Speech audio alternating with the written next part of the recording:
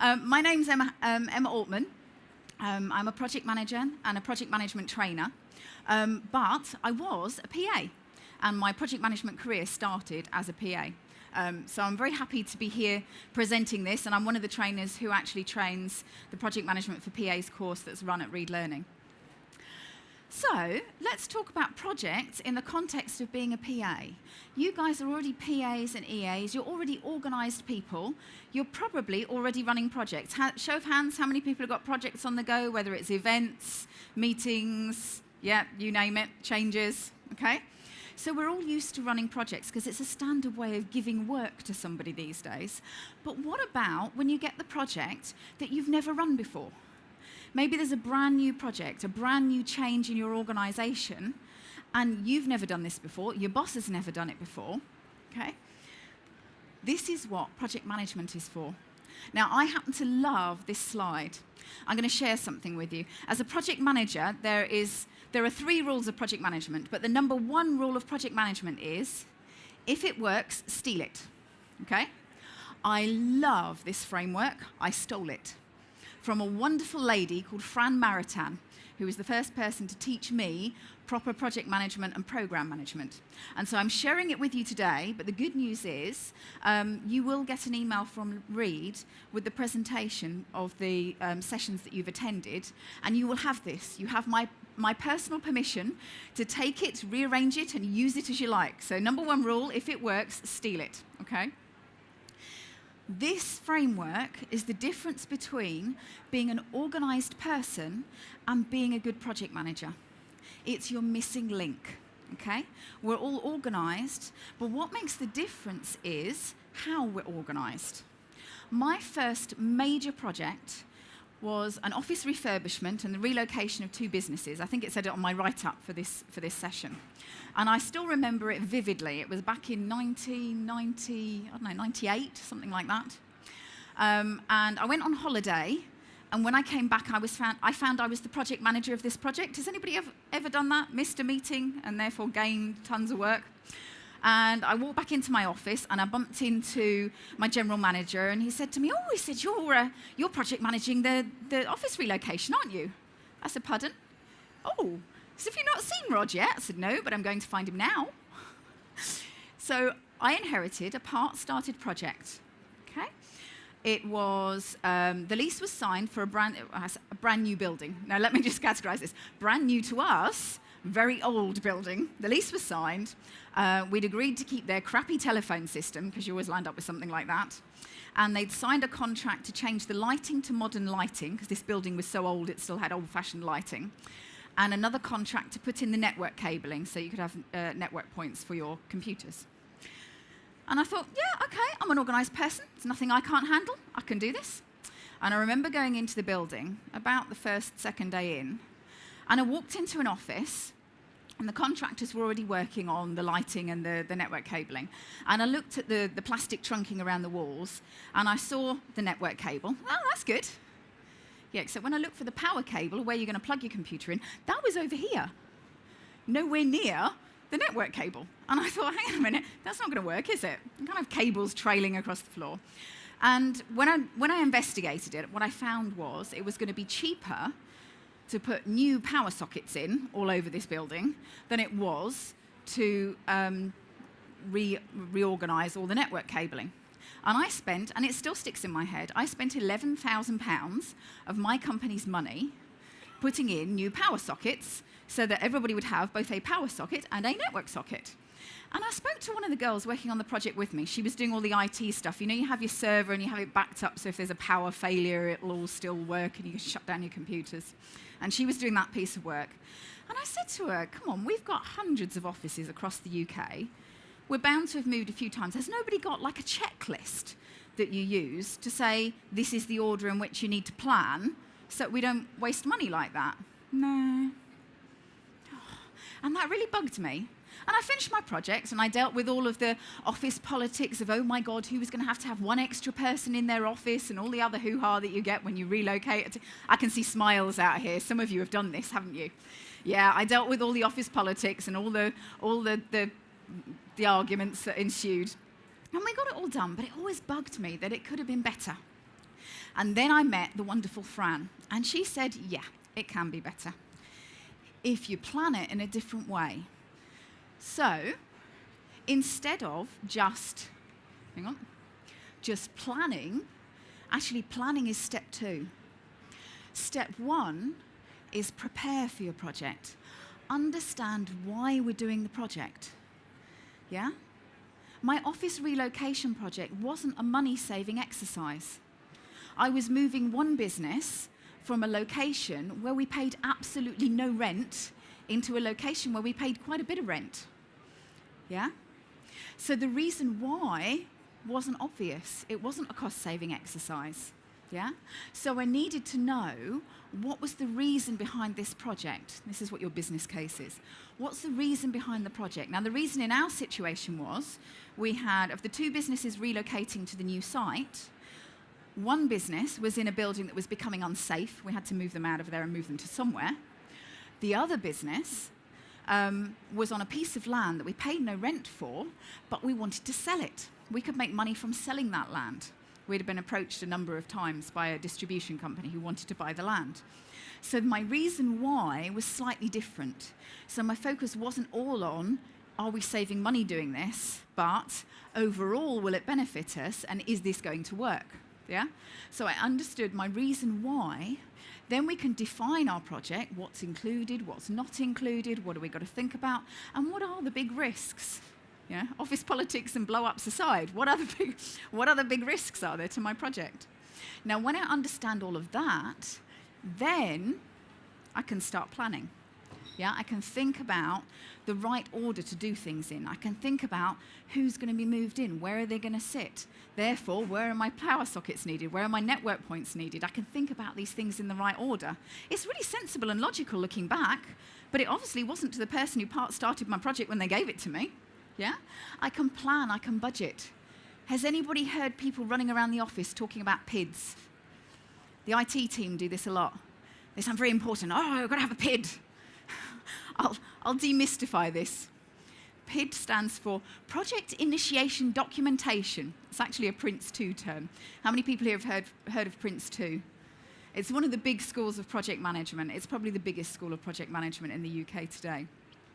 And PID in Prince 2 stands for Project Initiation Documentation, a very posh term for a folder that contains all your project information. It's no cleverer than that, honest. It is literally just all your project information at once. So when people are looking very important talking about PIDs, you can say, oh yeah, what, you mean the project information? Yeah, okay. We also need to be aware of our risks and what's changing either inside our business or outside our business that could affect our original reason why. Yeah? So once we've got our plan, now if you're lucky enough to do a project that is either introducing a new way of doing something or a new product, okay, you may be able to test and trial your project, okay? I sometimes work with the lovely people at Yahoo, and they have something they call their backyard. And in their backyard, they offer people a chance to use some of the tools that they're developing ready for their clients. And if their staff and their staff's families think they're a great tool, then they roll it out and you and I see it as the general public. Yeah, but it's their way of testing out something new in a safe environment, because if it completely bombs, it's only staff and their families, nobody minds, and we'll rethink it or ditch it. Yeah? So if you can, test and trial, okay? If you can't, if it's an event that you've never done before, well, guess you're straight into delivery, yeah? If you're lucky, you get to test and trial. So when we're delivering, project management is about how do we get stuff done? How do we delegate, make sure everything's happening, make sure the work comes back to you? I don't know about you guys, but I used to joke years ago that I would never get married because my CV read professional nagger. I spend my life nagging, cajoling, coercing, trying to get people to do stuff. Anybody else in the same position? Yeah? Project management has some really good tips on how to do that so that it feels less like nagging for you and less like nagging for the people that you're delegating to. Sadly, I haven't got time for everything today, but do contact the Reed people because it's on some of our courses. Okay? We've got to carry on managing our risks. And of course, we need to be communicating with everyone. We'll come back to communication in a minute. When we finish a project, when we've delivered it, we don't just say, that's the end, it's finished. We evaluate our project for two reasons. One, we want to know how our project went. Yeah, did it go well? If it did go well, was it because you were so fabulous? If it didn't go well, was it because something changed? Yeah? And what lessons have we learned? Who do you want to work with on your next project? Who do you definitely not want to work with on your next project? Yeah, could be people from other departments, could be subcontractors. How did it go? But also, what recommendations have you got for this thing after this point? If you've changed something, if you've introduced something new, are there risks that you were aware of that someone else needs to be aware of now that your project is finished and it's become part of business as usual? Yeah, are there anything we need to plan for? So this is your biggest missing part when it comes from just organising to running a project. In a sec, whoops, click through here. So let's look at the rest of the jigsaw puzzle, okay? We have your own fabulous organisation skills. I know you've got brilliant organisation skills because it's the nature of what you do. We add to it your project framework. The other thing we add to it are your communication skills and business case. So it's after lunch. I'm not going to let you sit still for too long. Everybody come and join me in something. Everybody out of your seats. Tuck your handbags in. Let's not break our necks on the way back to our seats in a minute, okay? But jump out of your seats a second. I'm going to share, whoops, that's gone backwards. Share with you something that helps when you're communicating with people. Okay. We're going to pretend that these axes are drawn here in the middle of the room. So this axis in the middle, outgoing is up here by the stage with me, and reserved is heading out of the door, sneaking out of the back. Plot yourself somewhere along this axis, thinking about how outgoing a person you tend to be or how reserved you tend to be. Now, we're all a mix of everything. So if you're not sure, think about how you are at work, because we may be different at work and at home. So when you're at work, how outgoing are you, or are you a more reserved person? So from where you are now, head either towards the stage or towards the door and plot yourself somewhere on that scale. I can see there are people out here somewhere. Okay.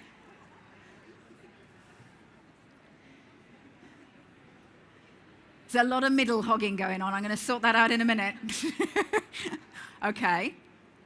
Now, when you've plotted yourself on the first axis, how outgoing do you feel? How reserved do you feel? Then I want you to move left or right, depending on what you tend to focus on first. If you are working on some work that has to be done, are you thinking about the tasks involved, what work needs to be done, how this breaks down, or are you thinking about the people you might involve in this particular work, who would be good at this, how people are going to feel, how's it going to affect people? So from where you are now, staying at the same point up or down the scale, move yourself across from side to side.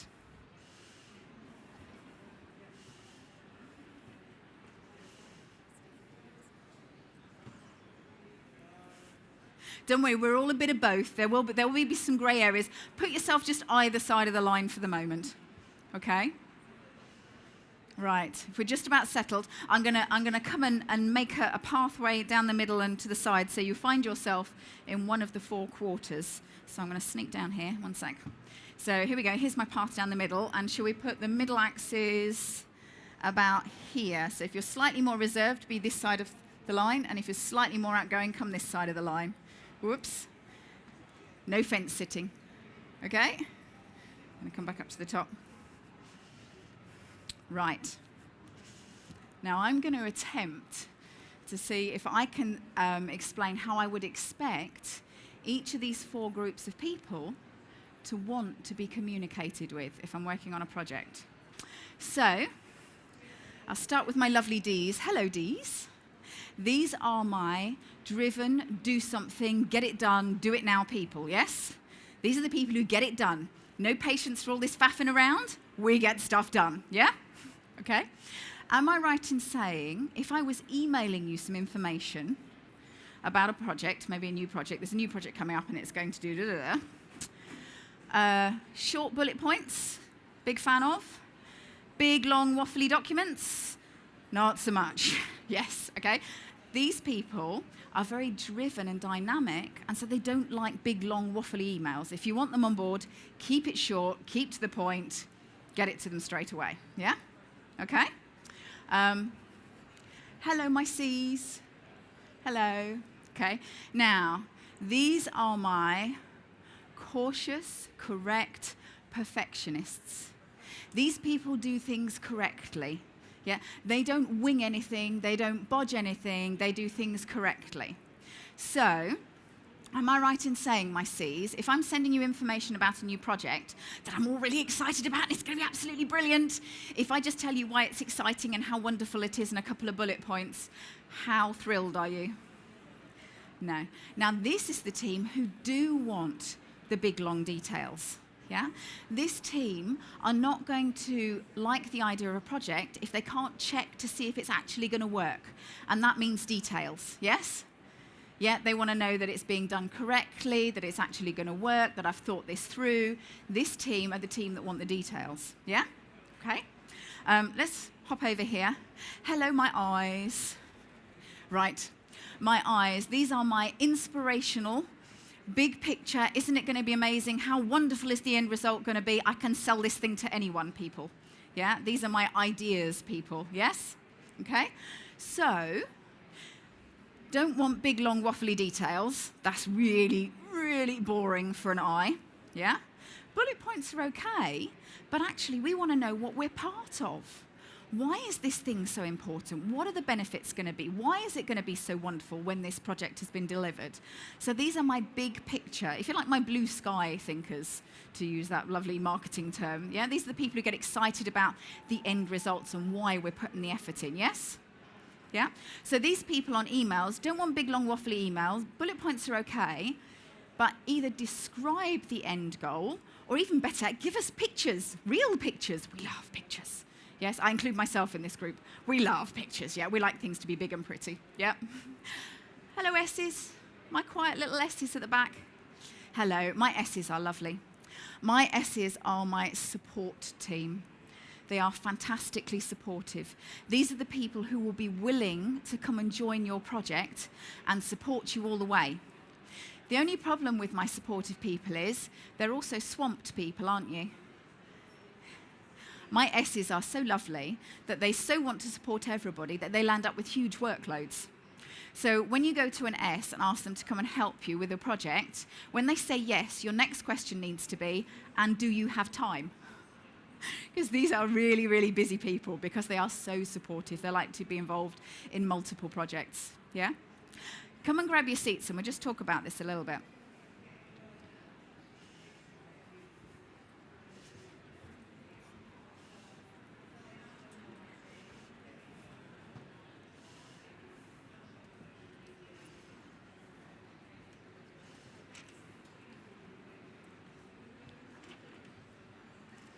Now that you've got your seats, and most of you got your pens back, I'll just tell you where this comes from in case you want to read a little bit about it.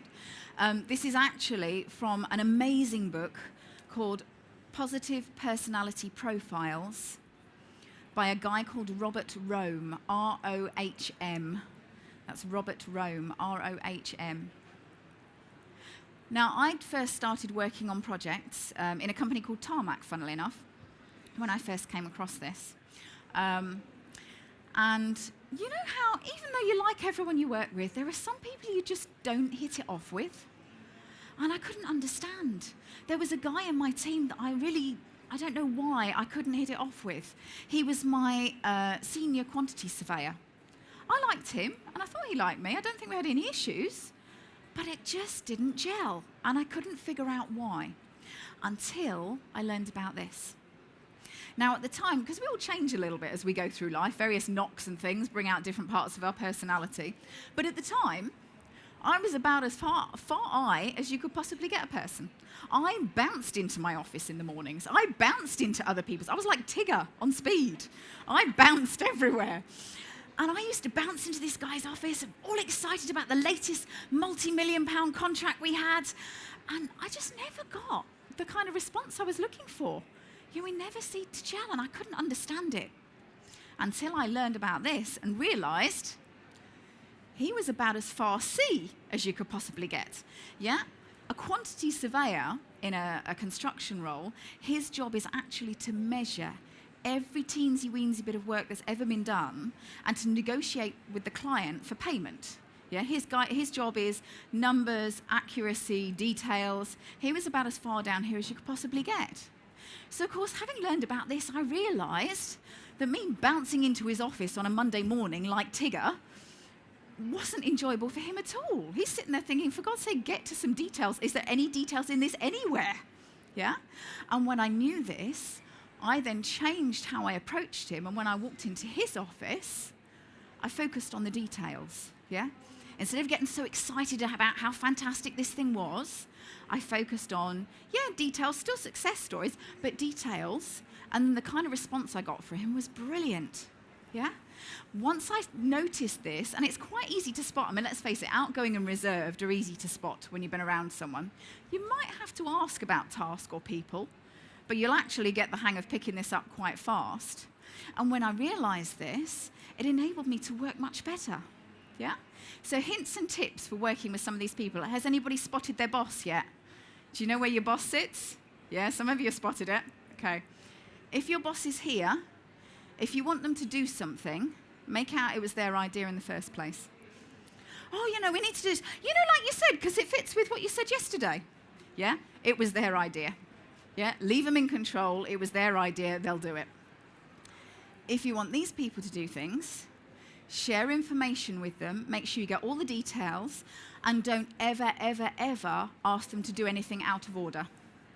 Don't give them steps 1 to 10, say do 1 to 3, skip the next few, 7 to 10, and we'll come back to the others, because nothing stops them faster. No, don't do things like that. Don't wing things. Yeah, details. The other trick with these people is, for some reason, they like to be needed. Point out how much you need. This is my best friend, I'm allowed to say this. Point out how much they're needed. They like to be needed. If you want an eye on board on your project, just get excited. Do you want to come and join in there? Some of them will say yes before you even finish the sentence. Yeah, we like excitement. We like to be part of fun. I can say this because I'm definitely one of those. And our S people are the people who are the first people to say yes. But like I say, because they are so supportive, your double check with those people is, do they actually have time to support you? Yeah, make sure that even though they're willing, they have the capacity. Yeah, because their hearts will want to help you, but they may actually run out of time if you're asking them to do something. So this made a big difference for me in how I communicate with people. It helped me figure out how to approach different people, to do different things, and also how to shape. How many people here have to write emails to everyone? Like update everyone on what's happening with this project, okay? If it's an everyone email, try and tick all 4 boxes, okay? Start with bullet points, because D's never read past bullet points. If you bury the bullet points down the bottom, they're never going to read them. Attach the full details for those who want the details, but don't force them to read it. Share with them what the big idea is, and if possible, include pictures or diagrams. And make sure that you address the people issues. Have people's thoughts or views been incorporated into this project? How well can they work? Okay? So that will help you when you're approaching one person, or it can approach you can help you when you're approaching a whole group of people. Okay? So that's just one little extra tool to add to what I know are already fantastic persuasion, negotiation, and communication skills, because I know you use those on every day. Okay. Have I got any Dragon's Den fans in the room? How are we doing? Yeah, a few people watch Dragons. I love it. I find it quite fascinating. From the fascinating new ideas to the really slick business people to the totally incompetent, how on earth did you get on this program people? Yeah, I love Dragon's Den. And as I was watching Dragon's Den a few years ago, I suddenly realized why it was so challenging in that environment. Yeah? When somebody goes into Dragon's Den and says, I'm looking for, 10% for £100,000 investment in my business, they always value their businesses at £1 million. Why is that? For my business making, self-cleaning wellies for Glastonbury or something. Okay? What the dragons want to know is, why should I invest money in you or in your project? Yeah? And so actually, we're back to the why question at the beginning of the framework. They're actually presenting a full-on business case with no notes. Yeah? Because the rule is no notes in the den, because they think it makes for great TV. And sometimes I do actually have sympathy for people who stumble over their details or their numbers, because I think actually, if you'd put together a business plan, a proper business case, and it was 20 whatever pages long, could you actually stand there and be grilled on every single line of those 20-something pages without being able to look it up? So they do get my sympathies, unless they're completely daft and haven't thought about any of it. But let's think about what the dragons ask in the den and how that relates to putting together a business case, whether it's for a project, a strategy, a new business. So the first thing I often ask is, what's your background?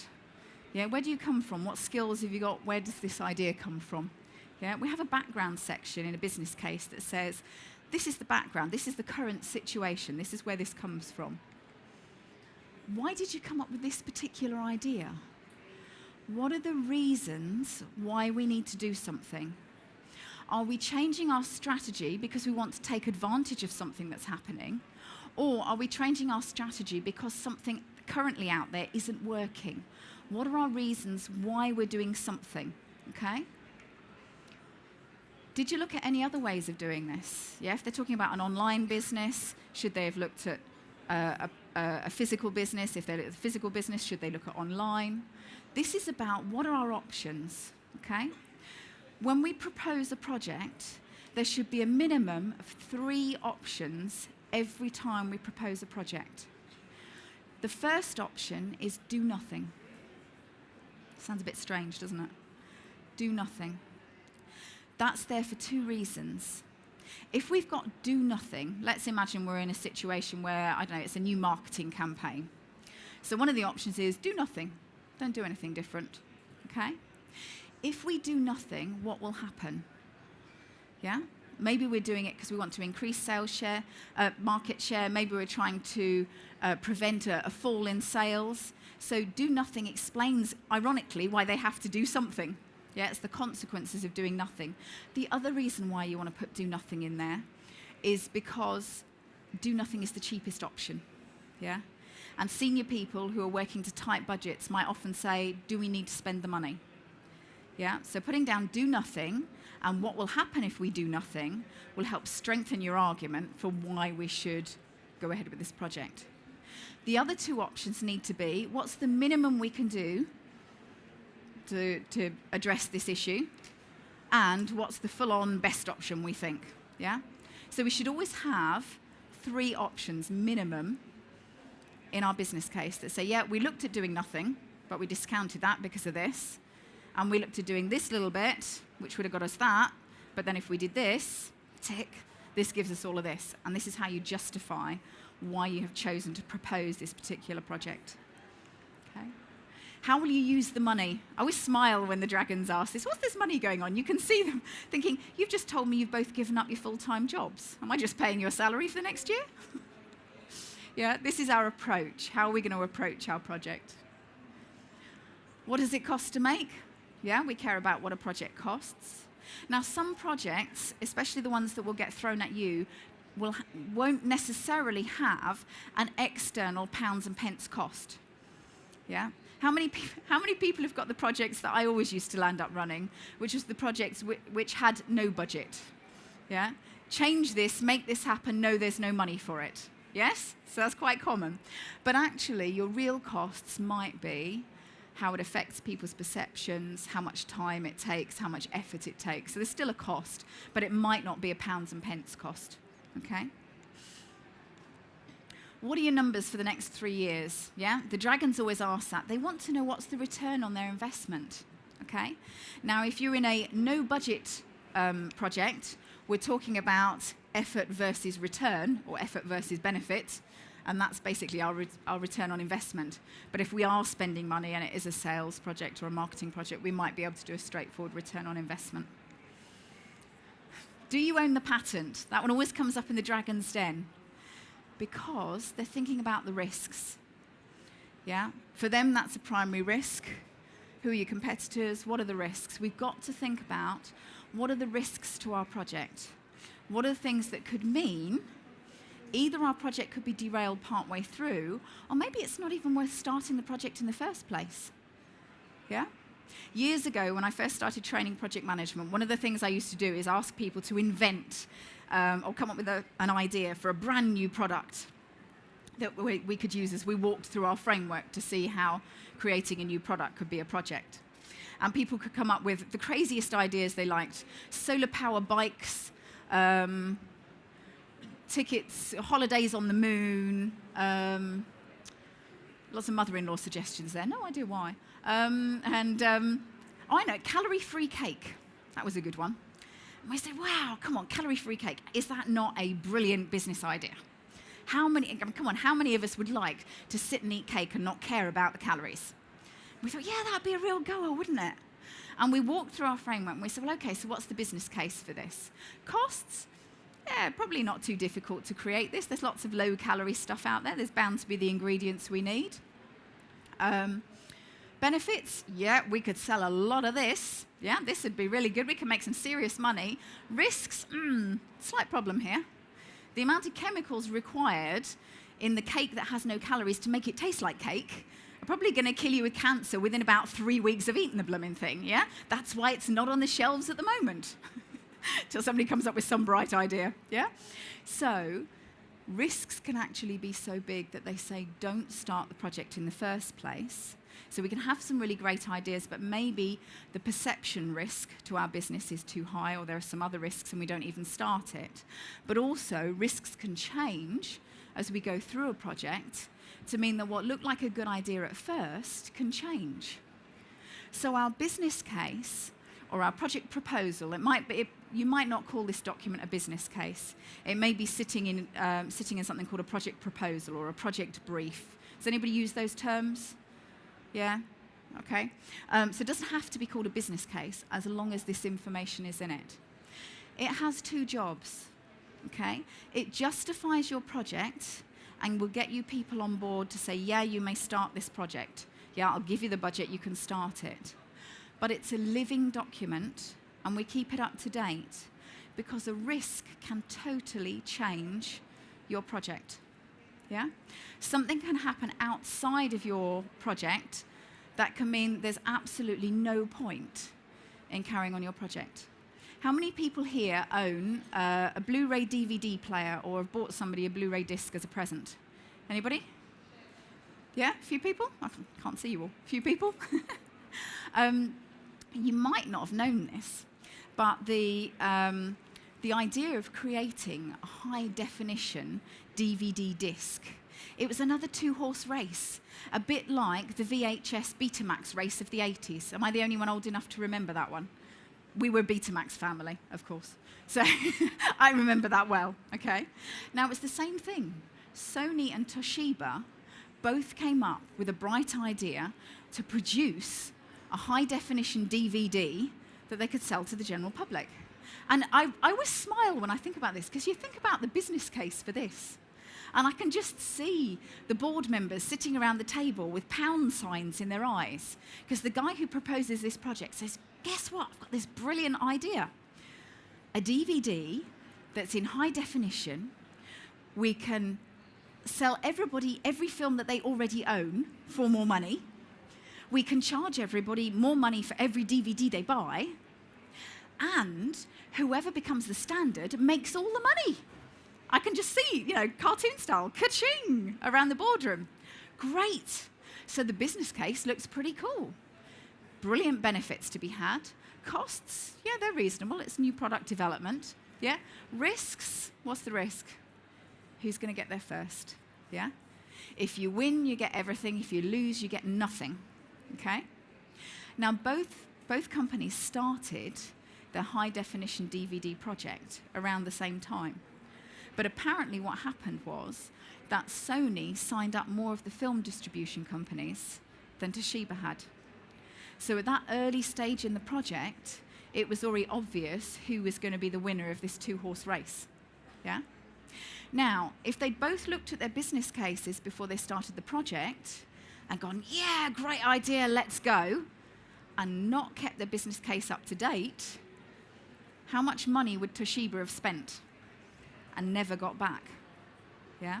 So a business case, we keep it up to date because something can change within your organization, or something could change outside of your organization that changes whether or not it is worth doing a project. Yeah?